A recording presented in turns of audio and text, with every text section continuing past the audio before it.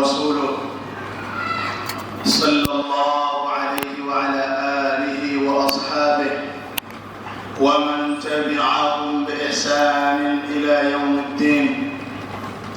يقول سبحانه وتعالى: يا أيها الذين آمنوا اتقوا الله حق تقاته ولا تموتن إلا وأنتم مسلمون.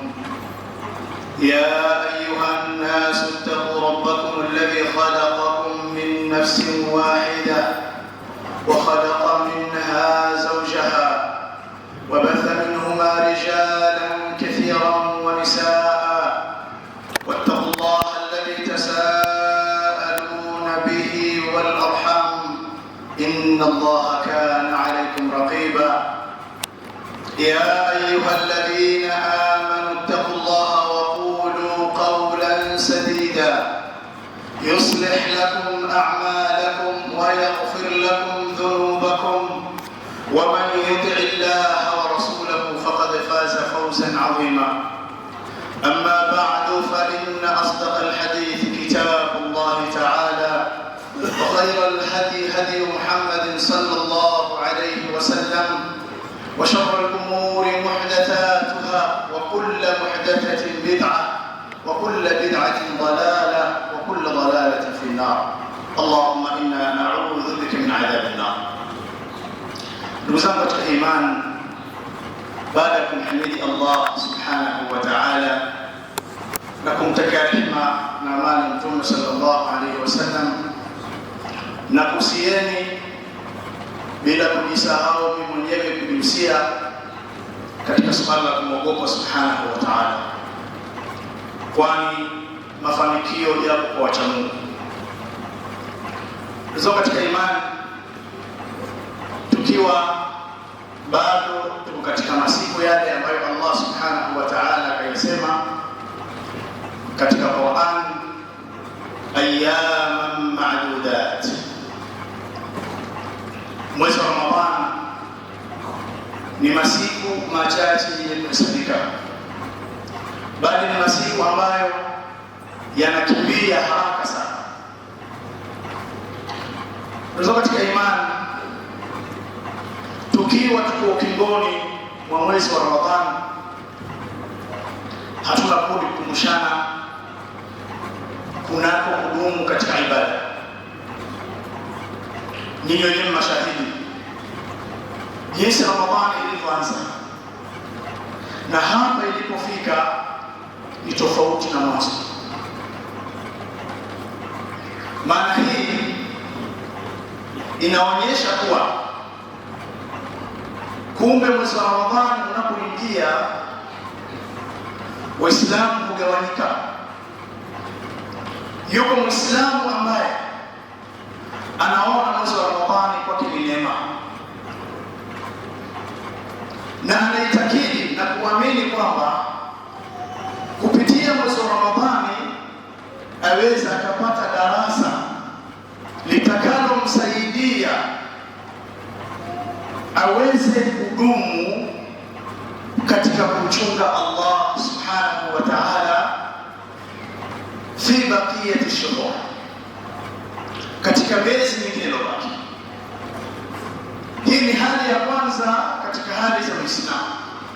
Lakini alhalatu thania, hali ya pili, kuna Waislamu wanaoona kwamba mwezi wa Ramadhani ni mateso. Wako Waislamu wanaona mwezi wa Ramadhani ni mateso, wanabanwa, wanakosa uhuru, hawawezi kufanya mambo yao. Wanachotwambia, yeyote ambaye Allah subhanahu wa ta'ala akamwafikisha akaidiriki Ramadhani, akafunga mchana wake, akasimama usiku wake, lakini hakupunguza katika ibada chochote, ni dalili kwamba Allah subhanahu wa ta'ala akamtakia kheri. Lakini mtu huyu hata baada ya Ramadhani akawa anaendelea na ibada, ni dalili kwamba huyu mtu kapata kufaulu.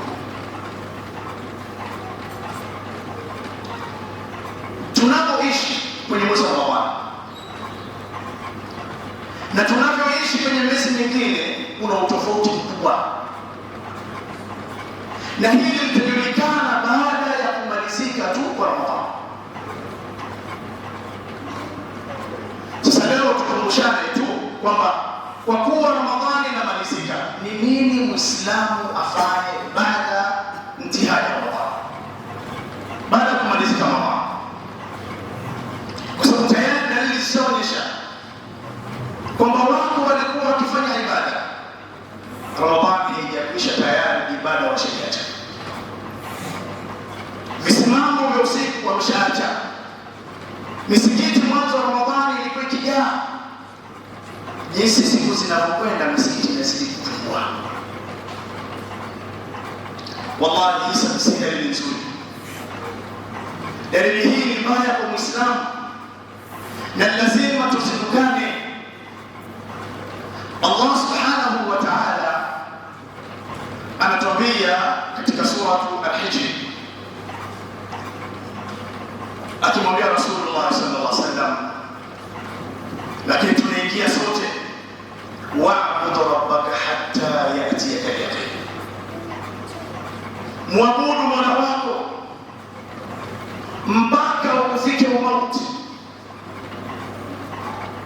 Ibada unamwabudu Mola wako kuanzia kwenye Ramadhani, ibada hiyo isikomee kwenye mwezi huu mmoja. Limadha? Lianna rabb Ramadan huwa rabb Rajab wa Shaaban wa baqiyat ash-shuhur. Allah huyu Mola mwenye Ramadhani, Mola anayeabudiwa kipindi cha Ramadhani, ndiye ambaye anastahili kuabudiwa mwezi wa Rajab na Shaaban na mengine. Hivyo isiye yakatengenezeka mazingira ya kwamba Muislamu huyu haabudu Mola wa Ramadhani, bali anaabudu Ramadhani. Na hili kila mtu atathibitisha katika moyo wake kwamba mimi kwenye Ramadhani nilikuwaje, na sasa hivi nikoje? Je, Ramadhani nilichukua kama fursa ya kufutiwa madhambi yangu na kupata somo na kunifanya niishi maisha ya Kiislamu, au Ramadhani ni kama mateso nilikuwa nayapata? Haya majibu kila mtu anakuwa nayo mwenyewe katika nafsi yake. Usama chema, tazama ndani ya Ramadhani tulivyokuwa. Ni nani mmoja aweza akasema kwamba Ramadhani nimeshuhudia ugomvi? Wachilia mbali watu kupigana, wamepigana ngumi, hata matusi tu, kutamkiana maneno mabaya. Ni nani kashuhudia? Ni nani kashuhudia muamala mbaya mgumu kwenye Ramadhani kati yetu sisi Waislamu? Bali utakuta Waislamu wote walikuwa ni wapole sana. Hakuna kurushiana maneno mabaya, kusengenyana watu waliacha, kusingiziana waliacha, pia na tuhuma watu waliacha. Lakini ni ajabu, Ramadhani ikishamalizika, watu ambao walikuwa wakielewana kwenye Ramadhani, tayari ugomvi warudi pale pale. Katika zile alama za watu ambao Ramadhani yao imekubaliwa, mtu akiwa katika mazingira haya, ni wazi kabisa kwamba bado hakuna alichokifanya ambacho kimempatia matokeo mazuri. Watu katika mwezi wa Ramadhani walikuwa wanafanya wema, walikuwa ni watu wa ihsani, walikuwa ni watu wa huruma. Mtu yuko tayari kashika tende mbili ambao mwenzake moja ihsani. Na katika daraja za dini, mtu kufikia daraja la juu kabisa baada ya kuwa Muislamu ni mtu kufikia daraja la ihsani. Ihsani ni nini? Ihsani ni an ta'budu Allah ka'annaka tarahu, fa in lam takun tarahu fa innahu yarak. Ni kumwabudu Allah subhanahu wa ta'ala kana kwamba wamuona. matendo yako yote unapoyafanya unayafanya kwa kana kwamba Allah anakutazama. Kwa hiyo unakuwa makini, hiyo ni jambo la kheri au la shari.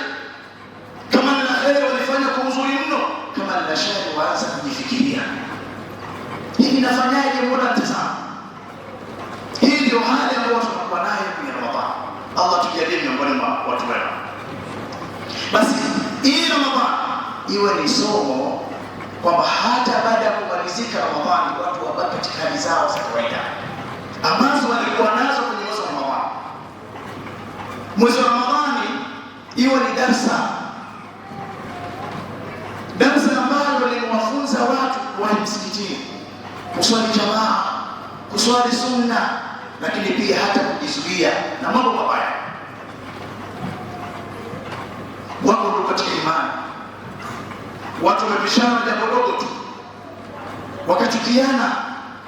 Kabla ya Ramadhani watu wanaambia jamani, Ramadhani inaingia, tusameheane, sitaki nifunge hali ya kuwa nina kinyongo na mtu.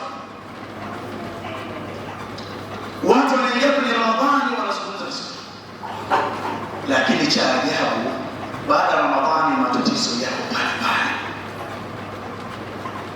Haya matangazo tunayofanya kabla ya kuingia Ramadhani, baadaye baada ya Ramadhani kumalizika unarudi kule kule tena ulipokuwa ukataa. Ni wazi kabisa bado hujafanya jambo. Mzee katika imani, sisi kama Waislamu, Allah subhanahu wa ta'ala katupa mwezi wa Ramadhani kwa ajili ya tahara ya nyoyo zetu, si kwa ajili ya futari. Na hiyo tahara ya nyoyo zetu iendelee mpaka miezi mingine. Tunapoishi leo kwenye Ramadhani tuendelee kuishi hivyo. Yeyote aliyekuwa anaabudia Ramadhani, basi Ramadhani hiyo inatuaga.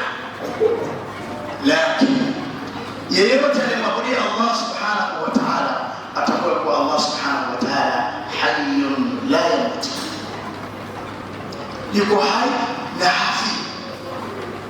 Watu wadumu katika matendo waliokuwa wakidumu nayo katika mwezi wa Ramadhani ambao unaondoka.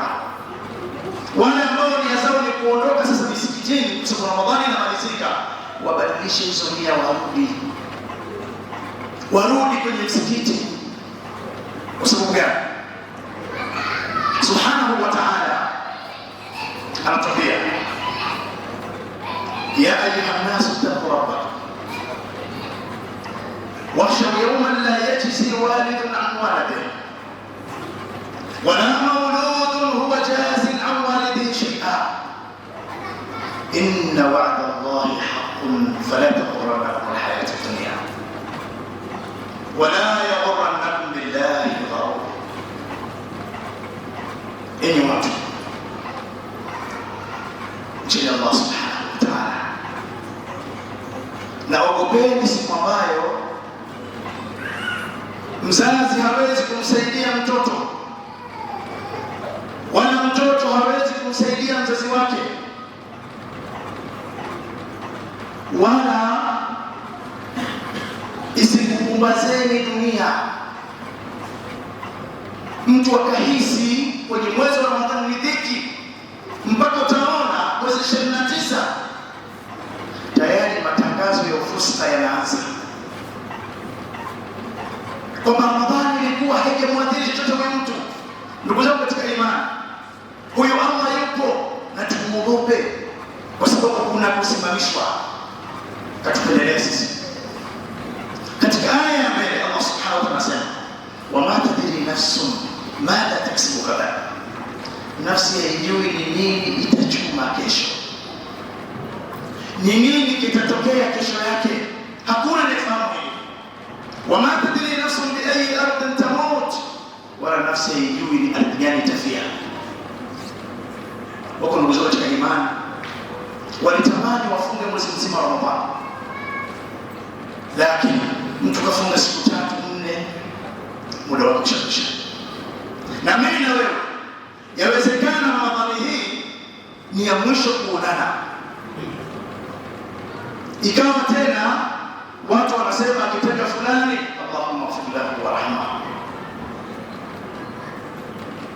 Kila anaisha, usije ukajidanganya na afya yako njema uliokuwa nayo, wala maguvu yako, wala elimu yako, wala mali yako. Futa hivi vitu vyote. Allah subhanahu wa ta'ala atasema hivyo. Tujiandae muda huu. Siku ambayo tuko nayo ndiyo siku ambayo tunaweza kuchuma mambo mazuri, lakini kesho hakuna mwenye uhakika. Watu huwa wanapanga mipango yao. Mtu anaweza kupanga mipango yake, wallahi anatoka ndani ya nyumba yake aendelee na majukumu, anamkia mlangoni, watu tayari wanasema inna lillahi wa inna ilaihi raji'un. Kwa nini tujipe matumaini marefu? Muislamu asijifananishe na baba yake au babu yake. Kwa baba yako ana miaka 60, 70 sasa, mimi mpaka nifike kule nitakuwa nimefanya, waweze usifike. Hakuna mtu anayetambua kwamba umri wake ni muda gani. Hivyo ukipata fursa ya kuchuma thawabu, fursa itumie vilivyo. Tusifanye utani. Haya maisha tunayatafuta. Siku moja mwana mmoja aliuliza, kwa nini mtu anakufa kama kabashiriwa pepo ni mtu wa peponi, tunamwombea dua sasa yake sikia? Nikamuuliza, wewe una pesa? Asema mimi. Tangu uanze kutafuta pesa, ni lini ulisema miezi hii 3, 4, 5 na pumzika, sifanyi kazi ile pesa zangu nilizozitafuta? Asema hakuna. Ikiwa hakuna, basi kabla hujaombewa dua, fanya maandalizi mwenyewe. Kifo cha mwanadamu kinakuja ghafla. Ni wakati mtu anasali tarawih vizuri, anakwenda analala, asubuhi anaambiwa tayari mtu fulani kashafariki. Sasa mimi na wewe tunapopambania maisha usiku na mchana, haya maisha tangu lini mtu kayapata?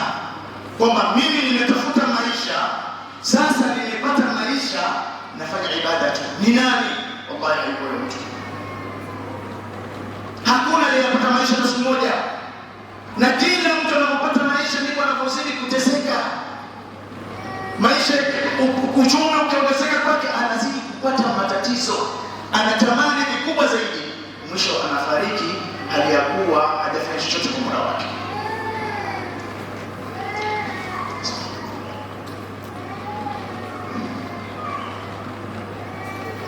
Alhamdulillah rabbil alamin,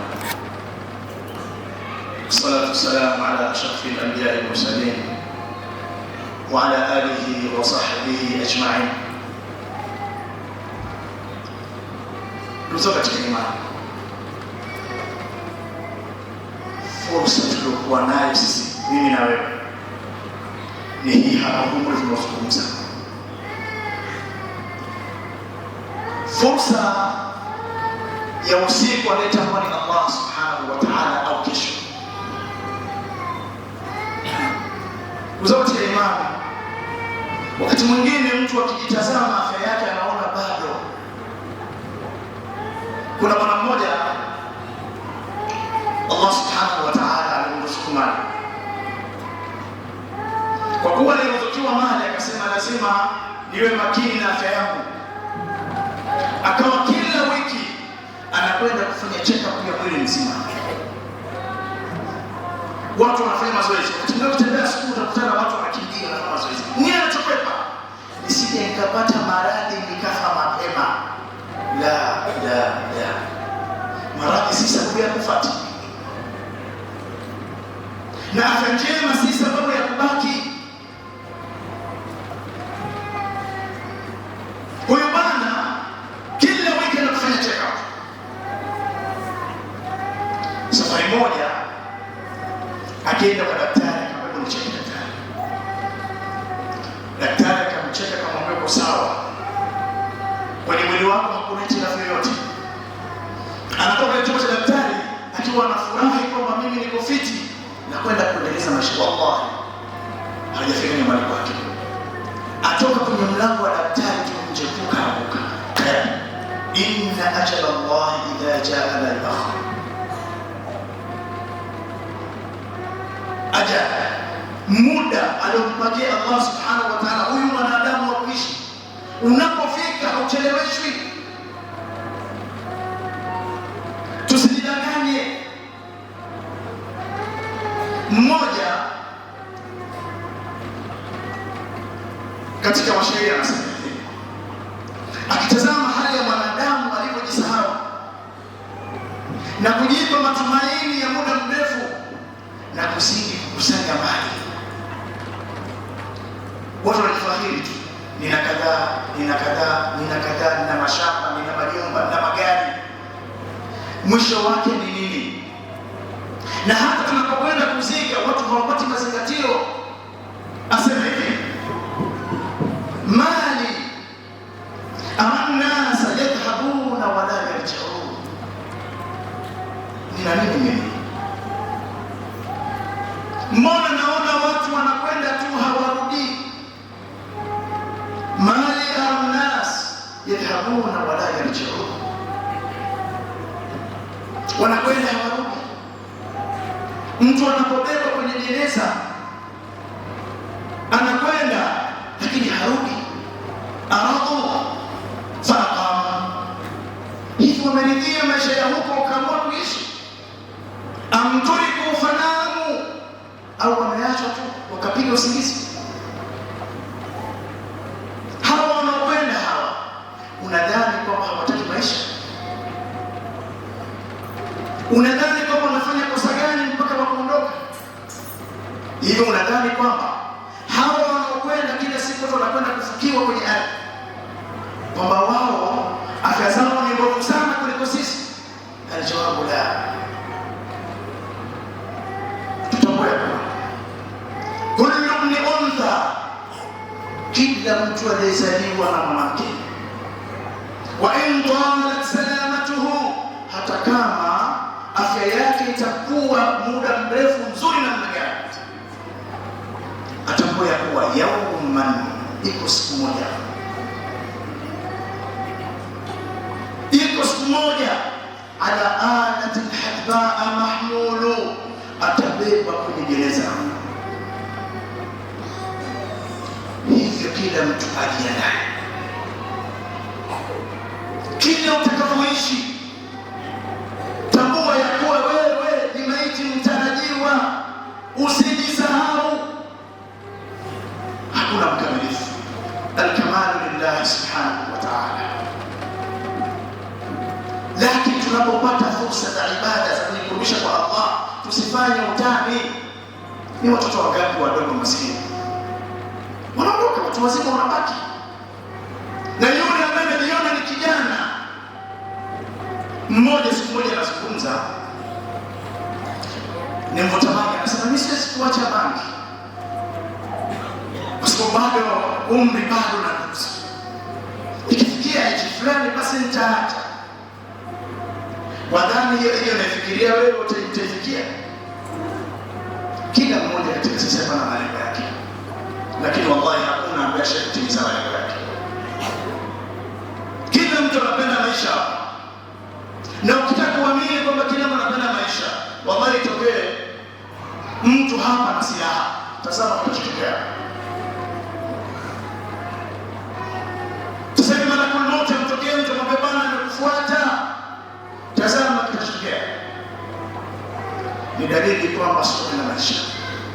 Ikiwa ndivyo hivyo, tusipoteze hizi fursa.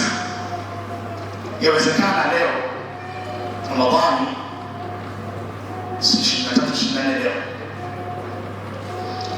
mtu akaipata leo, halafu kesho asipate tena. Hivyo tudumu kwenye ibada baada ya Ramadhani kama tunavyodumu sasa, kwa sababu Mola wa Ramadhani yuko hai, na yule ambaye tunamwabudu kipindi hichi cha Ramadhani na kujizuia na mambo mengi, ndiye huyo ambaye anakuwepo baada ya Ramadhani. Tuzuie midomo yetu, tutegeze nyoyo zetu, tujiweke mbali na ujanja katika dini. Watu waliacha dhulma za Ramadhani, tuache dhulma. Miezi yote iliyobaki, kwani unaweza ukafariki baada ya Ramadhani tu. Watu wanakwenda kuswali Idi, wanapiga mahesabu bwana, baada ya Idi tunamswalia kwa imani. Tumuombe Allah subhanahu wa ta'ala atujalie miongoni mwa watakaodumu katika ibada baada ya Ramadhani kama wanahudumu kwenye ibada ndani ya Ramadhani. Allahumma salli ala Muhammad wa ala ali Muhammad kama sallaita ala Ibrahim wa ala ali Ibrahim innaka Hamidum Majid. Wa barik ala Muhammad wa ala ali Muhammad kama barakta ala Ibrahim wa ala ali Ibrahim innaka Hamidum Majid. اللهم أعز الإسلام والمسلمين وذل الشرك والمشركين ودمر أعداءك أعداء الدين برحمتك يا أرحم الراحمين. اللهم أرنا الحق حقا وارزقنا اتباعه وأرنا الباطل باطلا وارزقنا اجتنابه برحمتك يا أرحم الراحمين. وصلى الله وسلم على نبينا محمد وعلى آله وصحبه.